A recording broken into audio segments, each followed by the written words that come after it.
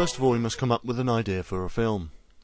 Best to recruit 2 other easily exploitable worker ants who fail to make it in the real world to limit production time, then sit down, discuss ideas, concepts and brainstorm for about 3 million hours before coming to the saddening conclusion that none of you have an ounce of talent between you. In desperation you explore every possible topic that comes to mind until around 3 AM when your sleep-deprived minds decide to settle on something kind of clever, but not really.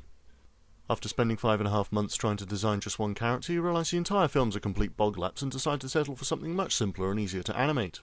So now you have your idea and your skeleton crew, your very skeleton crew, you're ready to begin pre-production, after some research.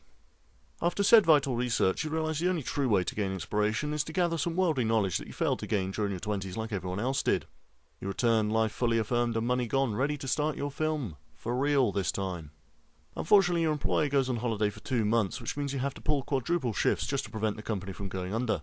You delude yourself into thinking you can bang out an animatic in a week whilst juggling your new 72-hour day shift, despite the fact that the lack of sleep has transformed your brain into a very paranoid piece of fried cheese. Your ridiculous shifts finally end when your employer gracefully returns from his 2-month jollying Corfu with a shit-eating grin and a couple of STIs. You and your crew are finally ready to make a start, right?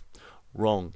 Unfortunately, in all the excitement, you forgot to take into account that all of you live in completely different counties, which means that you have to travel ridiculously long distances at least thrice a week just to discuss your ideas because you can't afford to pay any credit on your phone and your internet's out of commission because you accidentally destroyed your Ethernet cable retrieving a boiled sweet from behind your computer desk.